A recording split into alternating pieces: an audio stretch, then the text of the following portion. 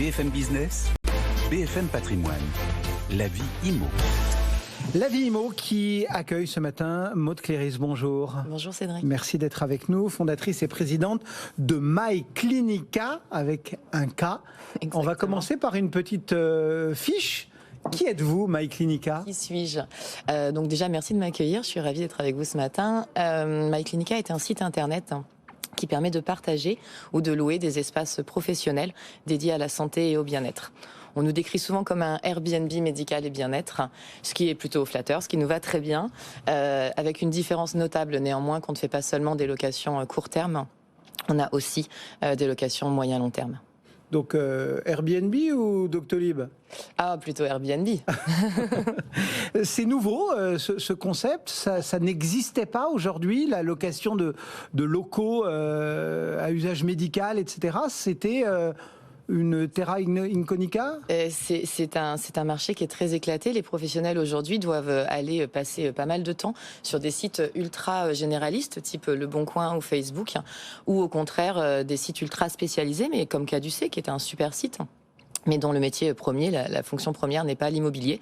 Donc voilà. Et aujourd'hui, c'est encore surprenant, mais le marché de l'immobilier santé se passe beaucoup, en tout cas en location, sur le bouche à oreille. Ouais. C'était, quand on leur en parle, c'est vraiment un outil qui leur manquait. Ouais. Et d'où vous est venue l'idée du coup ? Parce que en plus c'est un immobilier particulier, parce que parfois, il faut, par exemple, dans une copro, l'accord... c'est pas un immobilier comme un autre, non. Cet immobilier médical. C'est effectivement spécifique. Alors, c'est comme très souvent lié à une histoire de vie perso. Moi, j'avais une très chouette vie, jusqu'au jour où je tombe malade. Et quand je suis tombée malade, j'avais la chance d'être à la ville et j'étais à Bordeaux et je me suis dit que si c'était arrivé à ma maman où il y a plus de vaches que d'habitants en Normandie, eh bien ça aurait été beaucoup plus compliqué. Ça aurait été beaucoup plus compliqué parce qu'elle n'aurait pas eu le même accès aux soins. Pourquoi ? Parce qu'on vit moins bien médicalement en province ? Mais on vit beaucoup, on vit très très bien à la campagne, mais médicalement c'est beaucoup plus compliqué. Il y a une question que m'a posée mon associé quand on s'est rencontrés, c'est est-ce que d'après vous, Cédric, on vit plus vieux à la ville ou à la campagne ? Oui, moi j'aurais eu tendance à dire peut-être à la campagne. J'ai répondu avec énormément d'assurance, évidemment à la campagne. Ouais. On mange mieux, on respire mieux, on bouge plus. Déplace, ouais. Exactement. Et malheureusement non. Il y a une étude qui a été faite pour l'Association des maires ruraux de France qui prouve qu'on vit 2 ans de plus à la ville. Et la raison majeure, c'est l'accès aux soins. Lorsque moi j'étais malade, évidemment j'avais besoin d'avoir accès aux médicaux et aux paramédicaux, qui étaient indispensables. Mais j'ai eu également besoin d'avoir accès aux soins de support, aux soins de confort, au bien-être, à tout ce qui se passe après. Et ça m'a beaucoup aidé. Et à la campagne, c'est beaucoup plus compliqué cet accès aux soins. Et nous, on a décidé de se servir de l'immobilier pour trouver des premières solutions. Bon, mais ça vient vraiment de l'immobilier, le programme. Enfin, le problème, c'est que vous citez la campagne. Là, des locaux, il y en a à la campagne. Bien sûr, des professionnels. Enfin voilà. Donc ça vient de l'immobilier ou pas le problème ? Non, le problème ne vient évidemment pas uniquement de l'immobilier, mais d'un problème de manque en fait de médecins généralistes, mais aussi d'infirmiers, de kinés, d'orthophonistes, on en manque beaucoup. En revanche, l'immobilier peut être un début de solution. L'immobilier est même un début de solution. On se rend compte aujourd'hui que les collectivités, effectivement, souhaitent de l'installation, et c'est normal. On était il y a 2 semaines à l'association, au congrès des départements de France, et l'installation est vraiment demandée. En revanche, les médecins ne veulent pas forcément aller, les médecins professionnels de santé ne veulent pas forcément aller s'installer dans ces territoires. Et donc nous, on s'est dit qu'on allait essayer de favoriser leur mobilité, donc leur permettre d'exercer des permanences 1 fois par semaine ou plusieurs fois par mois. L'objectif, c'est vraiment de favoriser la mobilité pour rapprocher les soignants des soignés.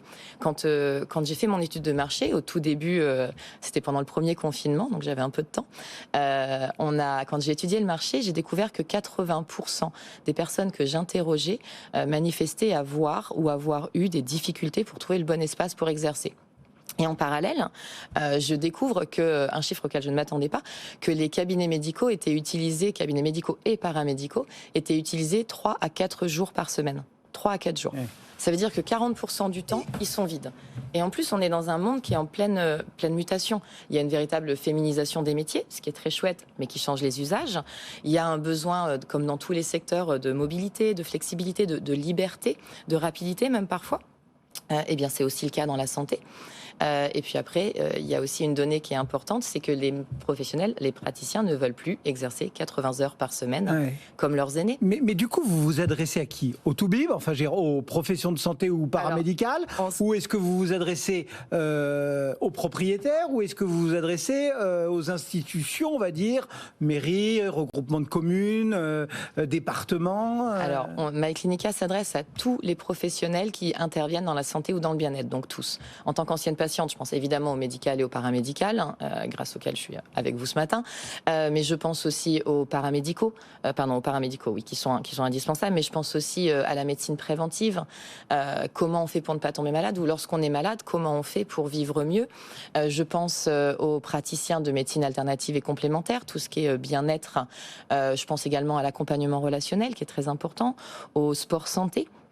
Donc vraiment à tous les gens qui interviennent. Notre objectif, c'est vraiment de favoriser la mobilité de ces professionnels pour qu'ils puissent aller faire des permanences dans les collectivités, dans nos collectivités partenaires.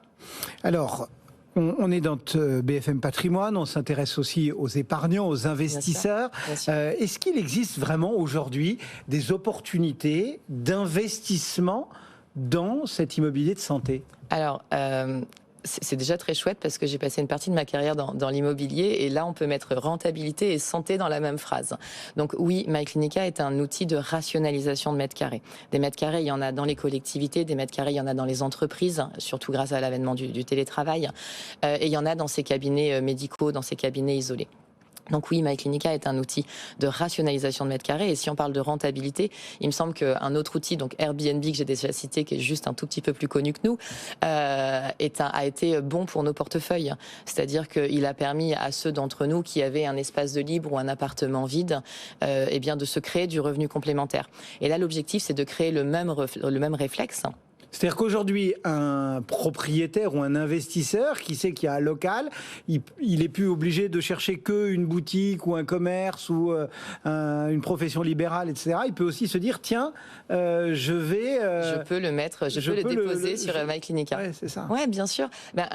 Typiquement, un rez-de-chaussée d'immeuble, les anciennes loges de gardiennes, c'est des biens qui peuvent être tout à fait réhabilités et transformés en local pour kiné ou pour ostéo.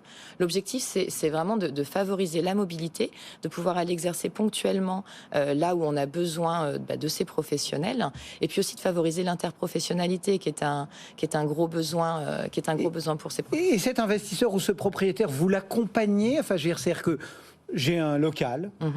Peut-être une ancienne loge, peut-être une ancienne boutique, enfin bref, qui n'est pas du tout adaptée, c'est-à-dire qui n'a ni les fluides éventuellement nécessaires, etc., ni l'isolation. Vous les accompagnez pour que ce soit médicalisable? Alors, on se rend compte, alors oui, la première réponse c'est oui, puisqu'on est en train de faire un nombre certain de partenariats avec des professionnels dont c'est le métier effectivement de transformer de l'immobilier en immobilier plus médical, mais on se rend compte aussi beaucoup que 80% de l'immobilier dont on a besoin, c'est un espace relativement feutré, avec un bureau, 3 chaises. Lorsque des professionnels type kiné se déplacent, ils ont le plus souvent une table de massage, mais il y en a aussi des pliantes qui peuvent se ranger dans un placard. Donc finalement, c'est pas très compliqué. Point d'eau, accès PMR évidemment. Voilà, il faut que ce soit accueillant. Vous avez beaucoup prononcé d'autres mots que toubib et infirmière ou kiné. Bien sûr. Et je suis désolé, je vais vous ramener à mon Doctolib de départ. Du départ, moi, j'ai senti venir. On sait qu'il y a eu des questions dernièrement sur ce système en disant, finalement, il y en a qui n'ont pas tellement le droit d'être là, qui se glissent dans... C'est pas un souci pour vous de justement démarger auprès de tout le monde, au risque peut-être d'une frontière un peu, je sais pas. Alors non, nous on fait vraiment le choix de proposer la plateforme, de proposer le site de MyClinica à l'intégralité des personnes qui interviennent dans la santé et dans le bien-être. Donc qui sont bons pour vous et moi, êtres humains au quotidien. Aujourd'hui, 70% des Français ont eu recours à des professions de médecine alternative et complémentaire. Aujourd'hui, il y a des hypnothérapeutes à l'hôpital. Il y a des DU d'aromathérapie clinique pour les médecins et les psychiatres. Donc les temps changent, les temps mûrissent. Les internes conseillent à leurs patients d'aller voir l'ostéo quand il y a besoin. Donc on est... Moi, je pense que les choses vont dans le bon sens. On érige la liberté et le pragmatisme comme valeur absolue. Après, entendons-nous bien, si un kiné ne souhaite pas partager son local avec un ostéo, grand bien lui fasse, c'est OK. Oui, bien sûr. Il est libre, il fait ce qu'il veut. Si un médecin ne souhaite pas accueillir un psychiatre, OK, on permet le fait de choisir la personne avec qui vous souhaitez travailler. Et puis au-delà d'une profession, c'est aussi des êtres humains. Ce sont des soignants qui ont besoin de travailler ensemble, main dans la main. Vous nous avez dit, départ depuis Bordeaux. Aujourd'hui, vous êtes encore très localisé ou vous rayonnez partout en France? Ouais, on est partout en France. On a un peu plus de 1000 espaces aujourd'hui partout sur le territoire national. On a effectivement commencé alors au Pays Basque. C'est pour ça que MyClinica a un cas. Et on est arrivé très rapidement à Bordeaux. Et la première demande que l'on a eue, c'était un médecin de l'Est qui nous demandait un local dans le 14e à Paris. Ah. Donc on s'est dit, on va y aller. Bon. Et on a commencé à lui chercher un local. Et l'aventure est partie en dehors de nos frontières de cette façon. MyClinica ce matin avec Maud Cléris. Merci d'être passé nous voir. Merci Cédric. Dans la vie IMO ce matin, au cœur de BFM Patrimoine.